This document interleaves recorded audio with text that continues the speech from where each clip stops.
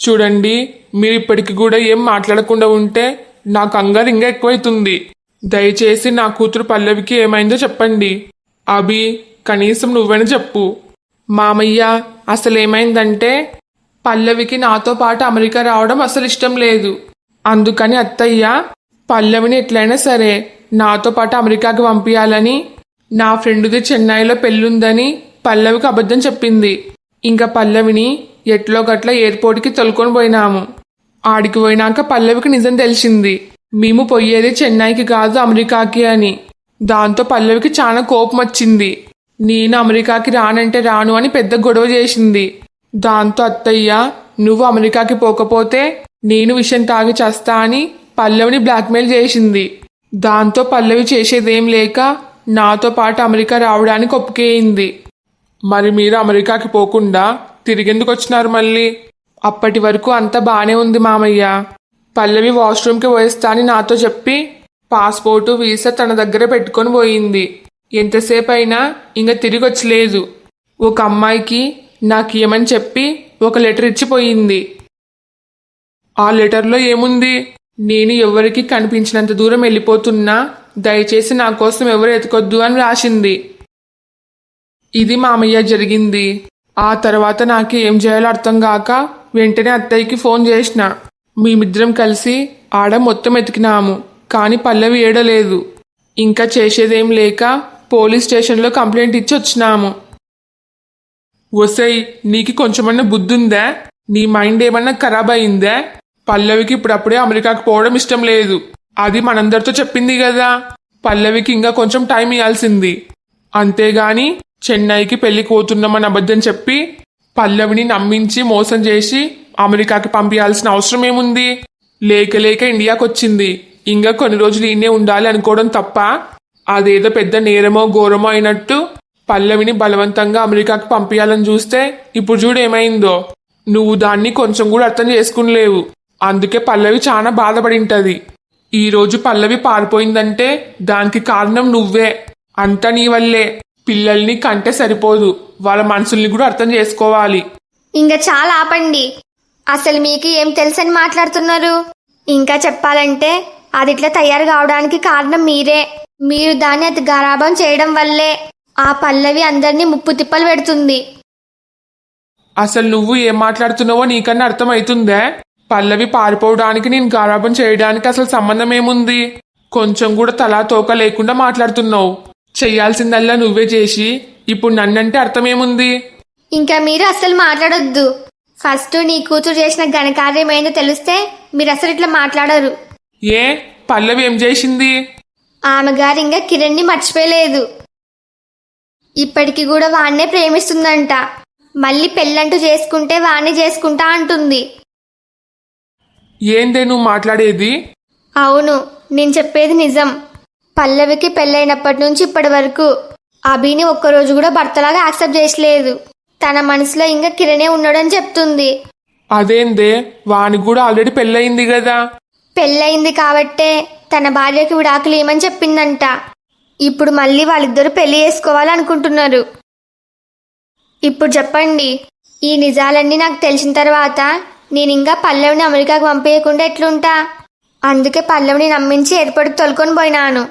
అమెరికాకి పోకపోతే విషయం తాగి చస్తానని బ్లాక్మెయిల్ చేసిన. నా మాట విన్నట్టే విని ఆ తర్వాత ఏడుకో పారిపోతే నన్నేం చేయమంటారు? అభి, మీ అత్తయ్య చెప్పింది మొత్తం నిజమేనా? అవును మామయ్య, అత్తయ్య చెప్పింది మొత్తం నిజమే. అయ్యో, ఆ పల్లవికి ఏం దయ్యం పట్టింది? తనకి పెళ్ళయి సంవత్సరం అయినా కూడా ఇంకా కిరణ్ గారిని మర్చిపోయలేదా? ఇన్ని రోజుల తర్వాత ఇండియాకి వచ్చి మళ్ళీ వాడిని పెళ్లి చేసుకుంటా అంటే ఏంది అర్థము? మన పరువేం కావాలి? నలుగురిలో తలెత్తుకొని తిరగగలమా?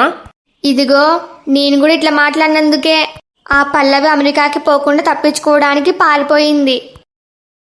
ఇంకేముంది, ఆమె గారు ప్రేమించిన కిరణ్ దగ్గరికే పోయింటది. లేదు మామయ్య, పల్లవి లెటర్లో క్లియర్గా రాసింది నేను కిరణ్ దగ్గరికి కూడా పోను అని. ఎందుకంటే అత్తయ్య విషయం తాగి చస్తాని బ్లాక్మెయిల్ చేసింది కదా. అందుకే ఆ కిరణ్ దగ్గరికి ఖచ్చితంగా పోదు. నాకు డౌటే. మరి పల్లవి ఏడిపోయిందంటావు? ఒకవేళ తన ఫ్రెండ్స్ ఎవరి దగ్గరికైనా పోయిందేమో. మీరొకసారి కనుక్కోండి అత్తయ్య. సరే అభి. నాకు కూడా తెలిసిన పోలీసులు చాలా మంది ఉన్నారు. నేను వాళ్ళందరికీ ఇప్పుడే ఫోన్ చేసి మాట్లాడతా. అభి, ఎందుకైనా మంచిదే. ఆ పల్లవి కిరణ్ దగ్గరికి ఏమైనా పోయిందేమో, ఒకసారి కనుక్కుంటే బెటర్. సరే అత్తయ్య, మీరైతే ఫస్ట్ పల్లవి ఫ్రెండ్స్కి ఫోన్ చేయండి. సరే. అసలు నువ్వు ఏడిపోయినావు పల్లవి? ఈడ అందరూ నీకోసం చాలా కంగారు పడుతున్నారు. అసలు నువ్వు ఎందుకు ఇట్లా చేస్తున్నావు? తొందరగా కనబడు పల్లవి.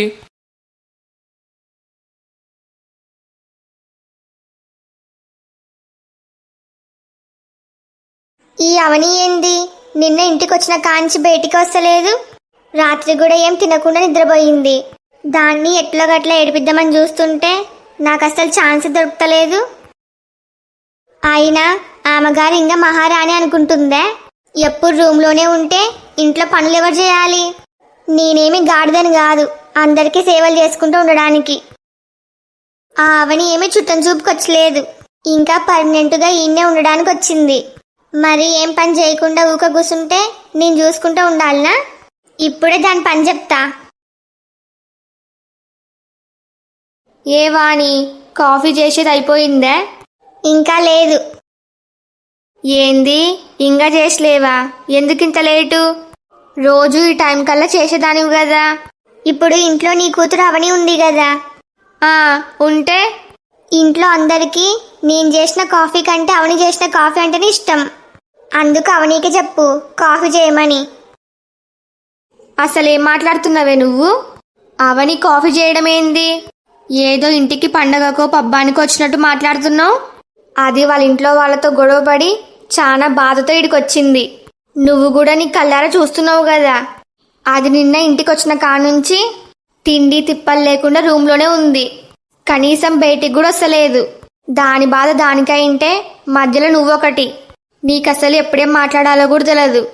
ఏందత్తయ్య మీరు? ఇప్పుడు నేనన్న దానిలో తప్పేముంది? అవని తిండి తిప్పలు లేకుండా రూమ్లోనే ఉంటే ఆ సమస్యలు ఏమైనా తీరిపోతాయా? బయటికి వచ్చి 4 పనులు చేసి నలుగురితో మాట్లాడితేనే కదా తన బాధ తగ్గేది. అట్లే ఉంటే అవని ఆరోగ్యం ఏం కావాలి? నువ్వు చెప్పింది కూడా కరెక్టే, కానీ ఏం చేయమంటావు? అవని ఎవరి మాట వింటలేదు. ఏమన్నా మాట్లాడితే చాలు నన్ను ఒంటరిగా వదిలేయండి అంటుంది. సరే అత్తయ్య, నాకు అర్థమయ్యింది. అవనీతో నేను పోయి మాట్లాడతా. ఇంతసేపు నాతో మాట్లాడింది నా కోడలు వాణియేనా? లేకపోతే ఇదేంది అవని గురించి ఆలోచించడం ఏంది?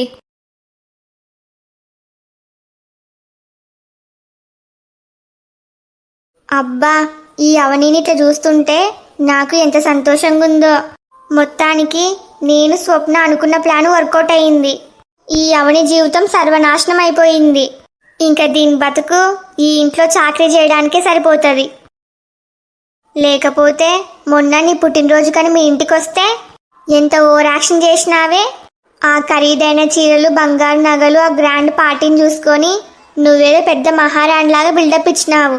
అదీగాక మీ ఇంట్లో వాళ్ళందరూ అవని అవని అని నిన్ను నెత్తిన పెట్టుకున్నారు. ఇప్పుడు బాగా అయింది. ఇంకా నువ్వు చచ్చినా ఇంటికి తిరిగి పోలేవు. ఒకవేళ నువ్వు పోవాలనుకున్నా గానీ నిన్ను అస్సలు పోనీయను. నీ మీద నాకున్న పగ తీర్చుకోవడానికి ఆ దేవుడు నాకు ఒక మంచి ఛాన్స్ ఇచ్చినాడు. దీన్ని మాత్రం అస్సలు వదులుకోను. ఏ అవని, నిన్న ఇంటికి వచ్చిన కానుంచి చూస్తున్నా. ఏ ఇంక రూమ్లో నుంచి బయటికి రావా? అది నీకెందుకు? పోయి పని చూసుకో. ఇప్పుడు నేనన్న దానిలో తప్పేముంది? నేనన్న దానిలో కూడా తప్పేముంది? పోయి పని చూసుకో అన్నాను, అంతే కదా. నీకేమి మస్తు చెప్తావు. రోజు మేము ఇంట్లో 5 మందే ఉండేవాళ్ళం. నేను 5 మందికే వండి పెట్టేదాన్ని. ఇప్పుడు నువ్వు కూడా వచ్చినావు కాబట్టి నీతో కలిపి 6 మంది. నీకు కూడా వండి పెట్టాలి అంటే నాకు పని ఎక్కువైతుంది. కనీసం నువ్వు ఇంట్లో చిన్న చిన్న పనులన్నా చేయాలి కదా. ఏ పని చేయకుండా ఊక కూర్చుంటే నేనేమన్నా బానిసనే నీకే సేవలు చేయడానికి? అంటే ఏంది నీ ఉద్దేశం? నేను ఇంట్లో ఉండాలి అంటే ఏదొక పని చేయాల్సిందేనా? నాకు ఇంట్లో ఉండే హక్కు లేదా? నేనేమి అట్లా అనలేను. నా ఉద్దేశం అది కాదు. నీ ఉద్దేశం ఏందో నాకు నీ మాటల్లో బాగా అర్థమవుతుందిలే.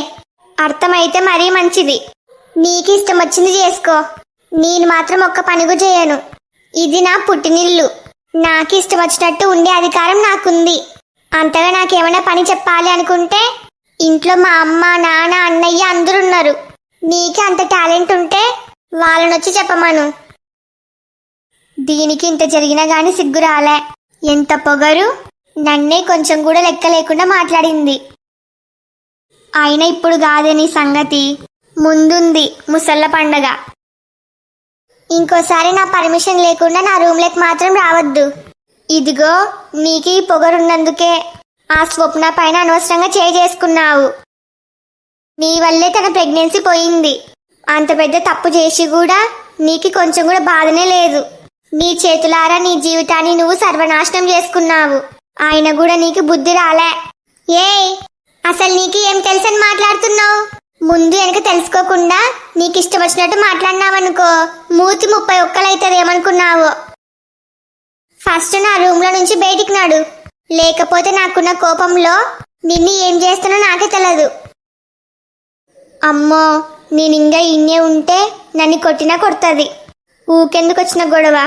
ఇంకేం చూస్తున్నావు? నాడు బయటికి. చెత్త ముఖంది. నా బాధ నాకుంటే మధ్యలో ఈమెగారు ఒకటి. నేను ఫస్ట్ ఆ స్వప్న బండారం బయట పెట్టాలి. లేకపోతే మా వదిన లాంటి శాడిస్తులు నన్ను ఏదో ఒక మాట అంటూనే ఉంటారు. ఎలాగో నేను విడాకుల పైన సంతకాలు పెట్టినా కాబట్టి నేనింకా పుట్టింట్లోనే ఉండక తప్పదు. కానీ నేనేదో తప్పు చేసినా కాబట్టి పుట్టింట్లో ఉన్నా అనుకుంటారు అందరూ. అందుకు నా తప్పేమి లేదని నిరూపించుకోవాలి.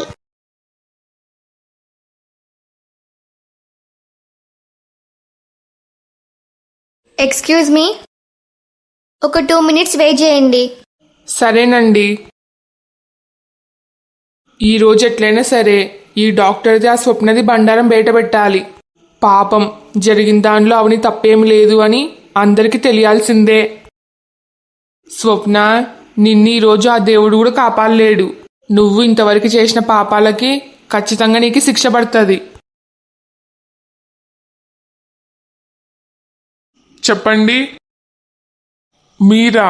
మీరు స్వప్న గారి హస్బెండే కదా? అవును డాక్టర్. పర్లేదే, నన్ను బాగానే గుర్తుపెట్టుకున్నారు. నాకు కొంచెం మెమోరీ పవర్ ఎక్కువలేండి. అవునా? ఇంతకీ మ్యాటర్ ఏంది? మీ వైఫ్ స్వప్న బాగానే ఉందా ఇప్పుడు? మీరు ట్రీట్మెంట్ చేసినాక బాగుండకుండా ఎట్లుంటది? పర్లేదు, అబోర్షన్ అయింది మొన్నే. అయినా 2 రోజులకి అన్ని తింటుంది, తాగుతుంది, నడుస్తుంది, ఉరుకుతుంది, పాకుతుంది. రెక్కలుంటే గాలిలో కూడా ఎగిరేదేమో. తనకు అసలు అబోర్షన్ అయినట్టే లేదు. కొంచెం కూడా బాడీలో నీరసం లేదు, మనసులో బాధ లేదు. అమ్మో, ఈయనెందుకు కొంచెం తేడాగా మాట్లాడుతున్నాడు? కొంపదీసి స్వప్న ప్రెగ్నెంట్ కాదు అని డౌట్ వచ్చిందా ఏమన్నా? అయినా నేను ఆ స్వప్నకి ముందనే చెప్పిన, నువ్వు కొంచెం నీరసంగా ఉన్నట్టు యాక్ట్ చెయ్యి అని. 2 రోజులకి అన్ని పనులు చేస్తే ఇంట్లో వాళ్ళకి డౌట్ రాదా? ఏమైంది డాక్టర్ గారు? ఏం లేదు గాని ఇంతకు మీరు ఎందుకు వచ్చినారు? అదే డాక్టర్, మీరు నా భార్యకు అబోర్షన్ చేసినట్టు యాక్ట్ చేసినారు కదా, అందుకే థ్యాంక్స్ చెప్పి పోదామని వచ్చిన. ఏ మిస్టర్, మీరు అసలు ఏం మాట్లాడుతున్నారు? అయ్యో, అప్పుడే మర్చిపోయినారా? అయినా మీకు మెమొరీ పవర్ ఎక్కువ కదా, అంత ఈజీగా మర్చిపోకూడదే. డౌట్ లేదు, ఈయనకి నిజం మొత్తం తెలిసినట్టే ఉంది. ఇప్పుడు ఏదో ఒకటి చెప్పి తప్పించుకోవాలి, లేకపోతే నాకే రిస్క్. చూడండి మిస్టర్, మీరు ఏం మాట్లాడుతున్నారో నాకు అర్థమైతలేదు. నాకు చాలా పనులున్నాయి. నా కోసం చాలా మంది పేషెంట్స్ వెయిట్ చేస్తున్నారు. నేను పోవాలి. మీకోసం బయట పోలీసులు వెయిట్ చేస్తున్నారు. ఏంది? పోలీసులా? ఎందుకు? మీరు పేషెంట్స్ అందరికీ మంచిగా ట్రీట్మెంట్ చేస్తున్నందుకు మీకు స్టేషన్లో సన్మానం చేస్తారంట. హలో ఫ్రెండ్స్ అందరికీ, మీ అందరికి ఒక చిన్న ఇన్ఫర్మేషన్. రేపు మా ఊర్లో ఒక ఫెస్టివల్ ఉంది. అందుకు రేపు వీడియో రికార్డ్ చేయడానికి నాకు టైం ఉంటుందో లేదో చెప్పలేను. అందుకు మీకు ముందనే చెప్తున్నా. రేపు వీడియో రాకపోతే ఏమనుకోవద్దు please. I hope you understand. అన్నట్టు ఈ వీడియో మీకు నచ్చిందే? నచ్చితే లైక్ చేయడం మాత్రం మర్చిపోవద్దు. అట్లనే ఈ వీడియోని మీ ఫ్యామిలీ అండ్ ఫ్రెండ్స్ కి షేర్ చేయండి. ఈ స్టోరీ యొక్క రాబోయే మిగతా పార్ట్స్ కోసం మా ఛానల్ ని ఇప్పుడే సబ్స్క్రైబ్ చేసుకోండి. వీడియోకి హైప్ చేయడం మాత్రం మర్చిపోవద్దు. మీ ఫీడ్బ్యాక్ ని కామెంట్ చేయండి. నాకు సపోర్ట్ చేయొచ్చు కదా please. Thanks for watching. By by.